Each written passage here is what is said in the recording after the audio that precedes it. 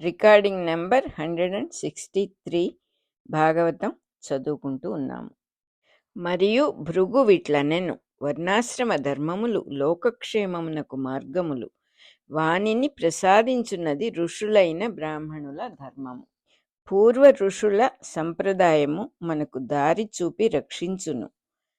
అది నారాయణుని వలన ఋషులకు ప్రసాదింపబడినది. దాని స్వరూపమును తెలుపునది వేదము. అది నిత్యము, పరిశుద్ధము, జగన్మంగళకరము. దానిని అవలంబించిన వానిని ఆర్యుడు అందురు. అట్టి ఆర్యుడే బ్రాహ్మణుడు. ఎవడో దక్షుడు అను బ్రాహ్మణుడు తప్పు చేసినప్పుడు నీవు కూడా దుష్టుడవై బ్రాహ్మణులను నిందించితివి. వేదమార్గమును నిందించుటయే నీ శివదీక్ష ఎందలి ముఖ్య ధర్మమా? అయినచో మీచే ఆరాధింపబడువాడు భూతపతి. వానిని ఆరాధించు మీరు భస్మమును, జడలను, ఎముకలను, పుర్రెలను ధరించి శుచిలేని వారై మూఢులై పాషండులై పోవుదురుగాక.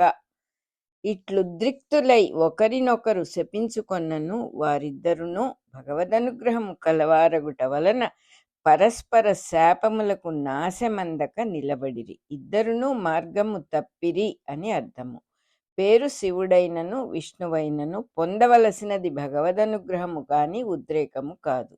ఉద్రేకించినప్పుడు పలికినవి సత్యములు కావు. లోకహితార్థమెరుగని వారి ఉద్రేకములు పరస్పర వినాశకరములు. లోకహితమెరిగిన వారు అరుదుగా ఉద్రేకము చెందినను నాశనము చెందక మరల సన్మార్గమున పడుదురు అని ఇందలి అర్థవాదము. ఈ దృశ్యమును చూచి మనస్సు విరిగినవాడై తన అనుచరులతో శివుడంతర్ధానము నొందెను.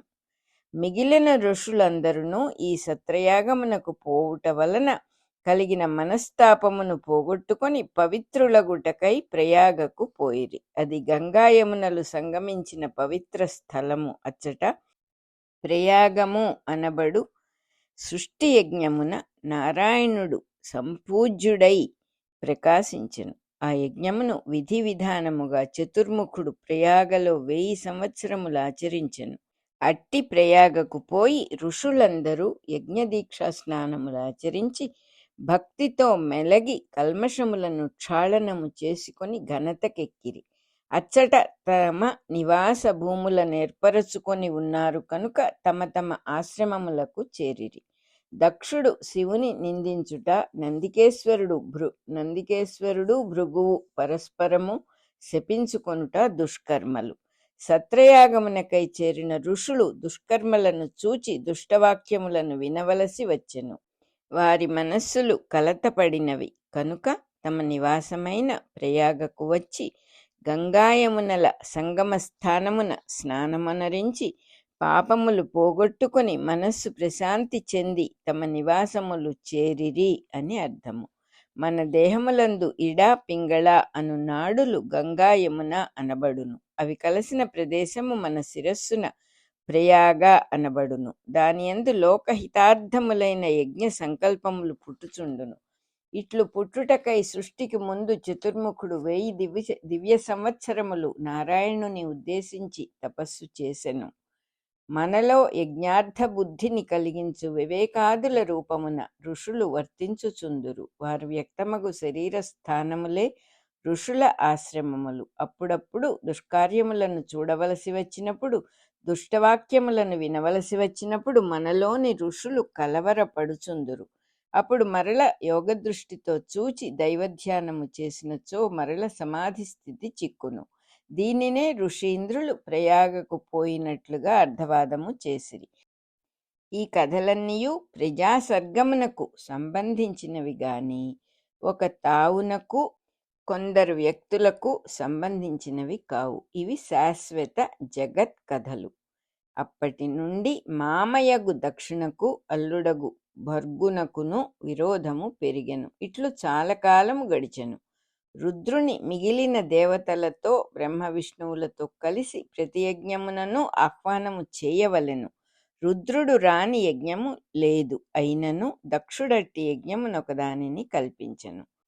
తాను బ్రహ్మకుమారుడు. ఈ సృష్టి అంతయు బ్రహ్మ నుండి వచ్చినదే. రుద్రుడు కూడా బ్రహ్మ నుండి వచ్చినవాడే. అట్టి బ్రహ్మ సృష్టిలో తాను ప్రజాపతులలో ముఖ్యుడయ్యెను. దానితో గర్వించి దక్షుడు బ్రహ్మనిష్ఠులైన ఈశ్వరుడు మొదలగు వారిని ధిక్కరించి అరుద్రకమైన వాజపేయ యజ్ఞము చేసెను. అటుపైన మరి ఒక యజ్ఞము చేయనారంభించెను. ఆ యజ్ఞము పేరు బృహస్పతి సవనము. రుద్రుడు సృష్టిలోని భూతగణములను పశుగణములను నియమము చేయుటకై బ్రహ్మ నుండి ఉద్భవించినవాడు.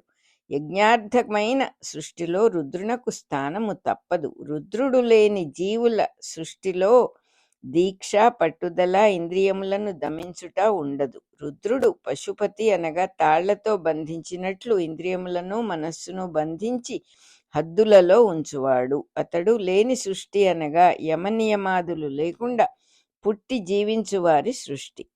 అధికారము, పదవి, సంపద, పలుకుబడి, నిరాఘాటములైన ఇంద్రియ సుఖములు కలిగి రాగద్వేషములతో మెలగునట్టి జీవులే ఈ సృష్టి.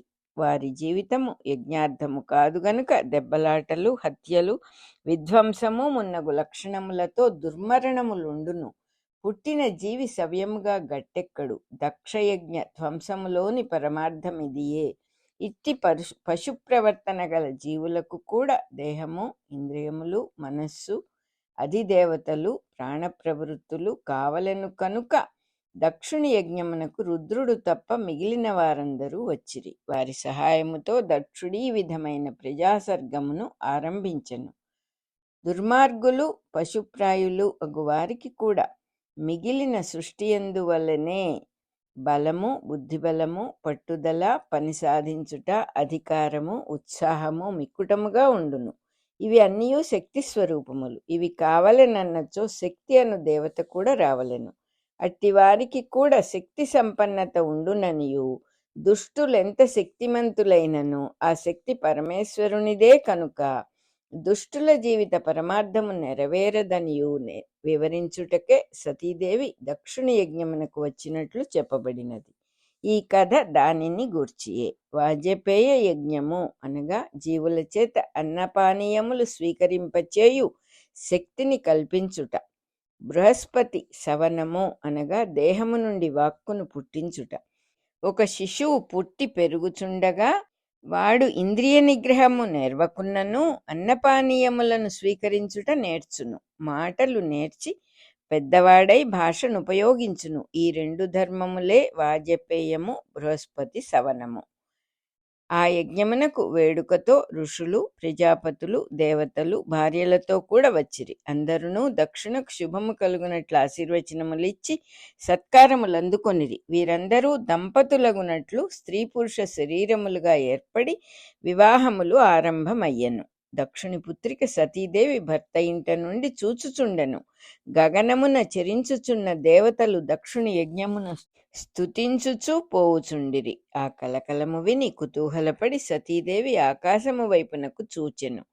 దక్షుని యజ్ఞోత్సవమును దర్శించు కుతూహలముతో సర్వదిక్కుల నుండి పోవుచున్న దేవతలు కనిపించిరి. ఖేచరులు, గంధర్వులు, కిన్నరులు తమ తమ భార్యలతో దివ్య విమానములలో ఏగుచుండిరి. వారి భార్యలు చక్కగా అలంకరించుకుని ఉత్సవమునకు పోవుచున్న దృశ్యము కనిపించెను. తాము ధరించిన రవ్వల దుద్దులు చెక్కుటములపై తళుక్కుమనుచుండెను. మెడలలో బంగారు పతకములు తళుక్కున మెరయుచుండెను. రంగుల చీనాంబరముల కాంతులు ఒడ్డాణముల కాంతులతో మేలమాడుచుండెను. బెదురుచున్న లేడి చూపుల వంటి అందమైన చూపులతో దేవతా స్త్రీలు అలంకరించుకొని సంబరమునకు పోవు వేడుకతో భర్తలతో సల్లాపములు చేయుచూ పోవుచుండిరి. నియమ జీవితము లేని కేవల విలాసమయ జన్మల సృష్టిగా జరుగు దక్షుని యజ్ఞమునకు దేవతలు ఏ ఏ లక్షణములతో పోవుదురో విశదము చేయబడినది. దక్షుని యజ్ఞమనగా అహంకారమయమైన భౌతిక దేహ ప్రసూతి. అప్పుడు సతీదేవి తన భర్తయగు పశుపతి కడకు వచ్చి ఇట్లనెను: మీ మామ ప్రజాపతి వ్రతదీక్షలో ఉండి యజ్ఞము చేయుచున్నాడట, వింటివా? ఆ యజ్ఞమునకు దేవతలందరూ కుతూహలముతో ఎగుచున్నారు, చూచితివా? మనము కూడా అచటికి పోయినచో బాగుగా ఉండునని నాకు వేడుక పుట్టుచున్నది. నా తోబుట్టువులందరూ ఆ యజ్ఞమునకు భర్తలతో కూడా వత్తురు. మనము కూడా పోయినచో వారందరిని ఒకమారు చూచినట్లుండును. భౌతిక సృష్టిలో చుట్టరికములు ఏర్పడును, చుట్టములను చూడవలెనని అనిపించును. ఎంత విరోధమున్నను తండ్రి కదా, తండ్రి యజ్ఞమునకు కట్న కానుకలు తీసుకొని నీతో కలిసి పోవలనని ఉన్నది. నా కూతురు కానుకలు తెచ్చినదని నా తండ్రి సంతోషించును. రికార్డింగ్ నెంబర్ 163 అయిపోయింది.